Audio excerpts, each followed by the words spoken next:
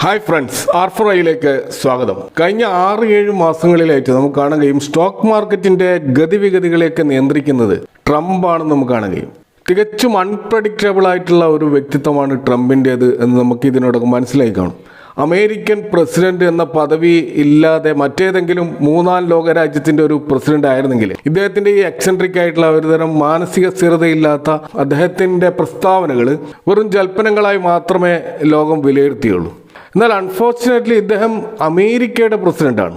ഇദ്ദേഹത്തിന്റെ ഓരോ വാക്കിനും വലിയ പ്രത്യാഘാതങ്ങൾ ഉണ്ടാക്കാൻ കഴിയും. ഇപ്പൊ കഴിഞ്ഞ ആഴ്ച അദ്ദേഹം ജനീവയിലുണ്ടായിരുന്ന ഉച്ചകോടി അവസാനിപ്പിച്ച് അമേരിക്കയിലേക്ക് വന്നപ്പോൾ പറഞ്ഞിട്ടുള്ള കാര്യം, ഇപ്പോൾ 2 ആഴ്ച അമേരിക്ക ഇറാനെ ആക്രമിക്കാൻ പോവുകയില്ലെന്നും 2 ആഴ്ച സമയം നമ്മൾ ആലോചിക്കാൻ വേണ്ടി എടുക്കും എന്നൊക്കെയാണ് പറഞ്ഞിരുന്നത്. അപ്പോൾ അദ്ദേഹം അങ്ങനെ പറഞ്ഞതിൻ്റെ അടിസ്ഥാനത്തിൽ സ്റ്റോക്ക് മാർക്കറ്റ് പോസിറ്റീവായി പ്രതികരിക്കുകയും നമ്മുടെ മാർക്കറ്റൊക്കെ 25,000-ന് മുകളിലൊക്കെ ക്ലോസ് ചെയ്യുകയും ചെയ്തു. എന്നാൽ നെക്സ്റ്റ് ഡേ തന്നെ ഈ ഒരു വാക്കിനെ കാറ്റിൽ പറത്തിക്കൊണ്ട് ട്രംപ് ഇറാനെ ആക്രമിച്ചതായിട്ടാണ് നമ്മൾ കാണുന്നത്.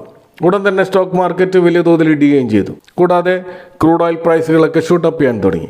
അപ്പോൾ ഇറാൻ ആക്രമിച്ചുകൊണ്ട് ട്രംപ് ഒരു വെല്ലുവിളി നടത്തുകയുണ്ടായി. ഏതെങ്കിലും വിധത്തിലുള്ള റിറ്റാലിയേഷൻ ഇറാൻ നടത്തുകയാണെങ്കിൽ അത് ഇറാന്റെ അവസാനമായിരിക്കും എന്ന രീതിയിലൊക്കെയുള്ള വെല്ലുവിളികളൊക്കെ നടന്നിരുന്നു. പക്ഷേ ഇറാൻ അത് വകവെക്കാതെ ഖത്തറിൽ അവരുടെ മിലിറ്ററി ബേസ് ആക്രമിച്ചു. അതിനു മുമ്പ് പറഞ്ഞ എല്ലാ പ്രസ്താവനകളെയും തിരുത്തിക്കൊണ്ട് ഏറ്റവും ഒടുവിൽ ട്രംപ് പ്രസ്താവിച്ചത് ഇസ്രായേൽ ഇറാൻ യുദ്ധത്തിൽ ഒരു സീസ് ഫയറിന് 2 രാജ്യങ്ങളും സമ്മതിച്ചെന്നും അതുകൊണ്ട് തന്നെ യുദ്ധം അവസാനിച്ചെന്നും ഒക്കെയുള്ള പ്രസ്താവനയാണ് വന്നത്. ഇത് കേട്ട ഉടൻ തന്നെ സ്റ്റോക്ക് മാർക്കറ്റ് വീണ്ടും തിരിച്ചു കയറിയതായിട്ട് നമുക്ക് കാണാൻ കഴിയും. കൂടാതെ ക്രൂഡ് ഓയിൽ പ്രൈസ് 70-ൽ താഴെ പോയതായിട്ടും കാണും. അപ്പോൾ ട്രംപ് ഒഫീഷ്യലായിട്ട് തൻ്റെ സോഷ്യൽ മീഡിയ പ്ലാറ്റ്ഫോമിലാണ് ഇത്തരം കാര്യങ്ങൾ അനൗൺസ് ചെയ്യുന്നത്. അല്ലാതെ ഇതേതെങ്കിലും പത്ര റിപ്പോർട്ടുകളോ അല്ലെങ്കിൽ ഊഹാപോഹങ്ങളുടെ അടിസ്ഥാനത്തിലുള്ള വാർത്തകളോ അല്ല. ഇതേപോലുള്ള ഒരു കാര്യം അദ്ദേഹം ഇന്ത്യ പാക് യുദ്ധത്തിലും കാണിച്ചതായിട്ട് നമുക്ക് കാണാൻ കഴിയും. ഇന്ത്യ പാക് പോലും അറിയാതെ അദ്ദേഹം സീസ് ഫയർ പ്രഖ്യാപിച്ചതായിട്ട് നമുക്ക് വാർത്തകളിൽ കണ്ടതാണ്.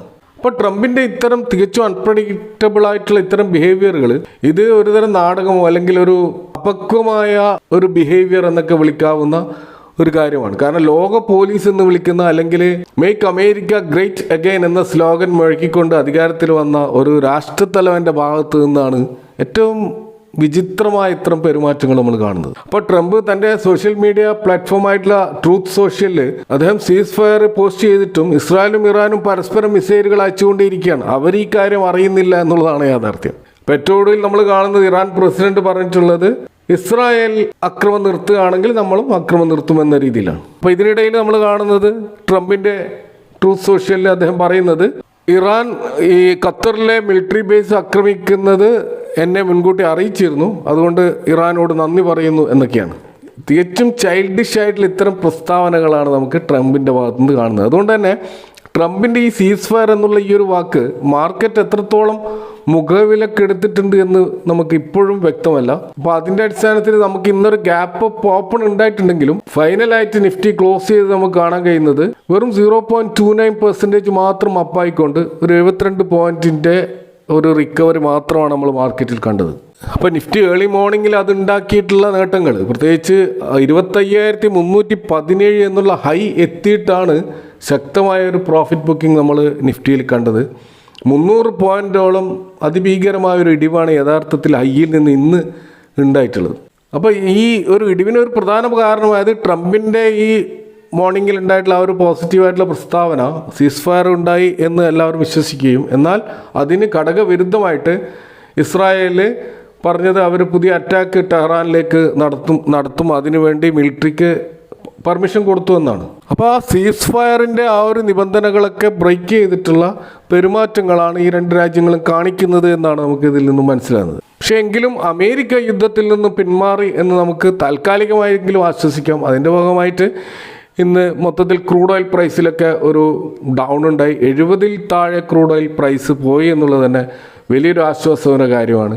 അപ്പോൾ അതിൻ്റെ ഭാഗമായിട്ട് നമ്മളെ ഇന്ത്യയിലുള്ള പല ഓയിൽ റിഫൈനറി കമ്പനികളുടെയൊക്കെ സ്റ്റോക്ക് ഉയർന്നെങ്കിലും ഓയിൽ എക്സ്പ്ലോറേഷൻ കമ്പനികളുടെ സ്റ്റോക്കുകളുടെ പ്രൈസ് ഡൗൺ ആയതായിട്ട് കാണാം. ഇപ്പോൾ ONGCയും ഓയിൽ ഇന്ത്യയും ഡൗൺ ആയിട്ടുണ്ടെങ്കിലും മറ്റ് ഓയിൽ മാർക്കറ്റിംഗ് കമ്പനികൾ മുന്നോട്ട് പോയതായിട്ട് നമുക്ക് കാണാൻ കഴിയും. അതുപോലെ യുദ്ധം അവസാനിക്കാൻ പോവുകയാണ് എന്നൊരു വാർത്ത പറഞ്ഞതോടുകൂടി ഡിഫൻസ് സ്റ്റോക്കുകളിലും ഡൗൺ ഉണ്ടായതായിട്ട് നമുക്ക് കാണാൻ കഴിയും. ഇപ്പോൾ FII ഡാറ്റ നമ്മൾ പരിശോധിച്ചാൽ ഇന്ന് കാണാൻ കഴിയുന്നത് 5266 കോടിയുടെ FII സെല്ലിംഗ് ആണ്.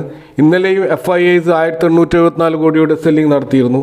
അപ്പോൾ അതിന് മുമ്പത്തെ ദിവസം 7,940 കോടിയുടെ ബൈ ചെയ്ത FIIs അത് മൊത്തം ക്യാൻസൽ ചെയ്തുകൊണ്ട് എല്ലാം വിറ്റതായിട്ടാണ് നമുക്ക് കാണാൻ കഴിയുക. അപ്പോൾ ഈ മാസം ഇതുവരെ നമ്മൾ നോക്കുകയാണെങ്കിൽ FIIs 3,243 കോടിയുടെ നെറ്റ് സെല്ലേഴ്സായിട്ട് വീണ്ടും മാറിയിരിക്കുകയാണ്. അപ്പോൾ നമ്മൾ ഈ മാസത്തിൽ കാണുന്നത് ചില സമയങ്ങളിൽ നെറ്റ് ബയേഴ്സും നെറ്റ് സെല്ലേഴ്സുമായിട്ട് മാറി മാറി വരുന്ന ഒരു കാഴ്ചയാണ് നമ്മൾ കാണുന്നത്. അപ്പോൾ ട്രംപിൻ്റെ ബിഹേവിയർ പോലെ തന്നെ FIIസിൻ്റെ ബിഹേവിയറും അതേ രീതിയിൽ വരുന്നതായിട്ട് നമുക്ക് കാണാൻ കഴിയും. എന്നാൽ ഇപ്പോൾ നമ്മൾ മാർക്കറ്റ് നോക്കുകയാണെങ്കിൽ ലൈറ്റ് നൈറ്റിൽ അത് US ഫ്യൂച്ചേഴ്സ് ഒക്കെ പോസിറ്റീവായി നിൽക്കുന്നത് കാണാം. കൂടാതെ ഗിഫ്റ്റ് നിഫ്റ്റി പോസിറ്റീവാണ്. അതുകൊണ്ട് തന്നെ നാളെ ഒരു ഗ്യാപ്പ് അപ്പ് ഓപ്പണിംഗ് തന്നെ ഉണ്ടാവാനുള്ള എല്ലാ സാധ്യതയുമാണ് കാണുന്നത്. അതുപോലെ ഇന്ത്യൻ റുപ്പി അതിൻ്റെ സ്ട്രെങ്ത് തിരിച്ചു പിടിക്കുന്നതായിട്ട് നമുക്ക് കാണാൻ കഴിയും.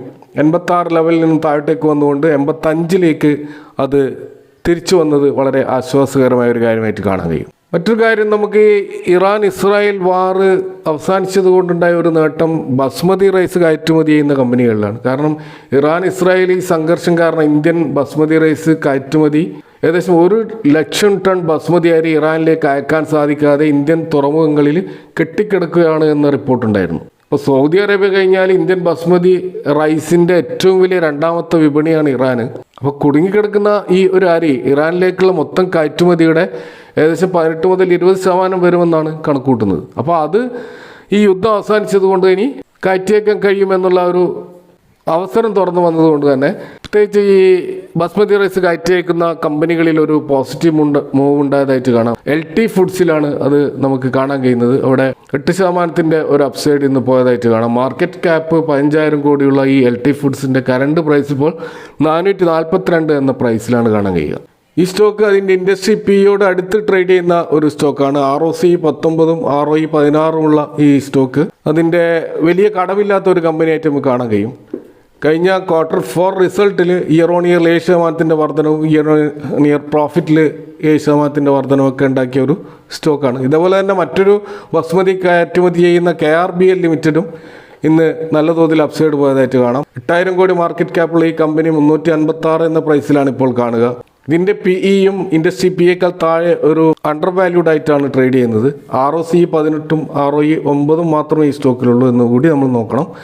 ഡെറ്റ് ടു ഇക്വിറ്റി 0.08 ആണ്. ഇപ്പോൾ സീറോ ഡെറ്റ് കമ്പനി ആയിട്ടുള്ള ഇതിൻ്റെ Q4 റിസൾട്ടിൽ 9% സെയിൽസ് വർധനവും പ്രോഫിറ്റിൽ 35% വർധനവും ഉണ്ടായിട്ടുണ്ട്. അപ്പോൾ ഇപ്പോഴത്തെ ഈ കറണ്ട് സിനാരിയോയിൽ ഷോർട്ട് ടേമിൽ ഈ ബസ്മതി കയറ്റുമതി ചെയ്യുന്ന ഈ കമ്പനികളിൽ നല്ലൊരു മൂവ് നമുക്ക് തീർച്ചയായിട്ടും പ്രതീക്ഷിക്കാവുന്നതാണ്. ഇതൊക്കെയാണ് ഇന്നത്തെ മാർക്കറ്റുമായിട്ട് ഞങ്ങളുമായിട്ട് പങ്കുവെക്കാനുള്ളത്. ഈ വിഷയങ്ങളുമായി ബന്ധപ്പെട്ട നിങ്ങളുടെ അഭിപ്രായങ്ങളും കമൻറ്റുകളും അറിയിക്കുക. Thank for watching. See next time with another video.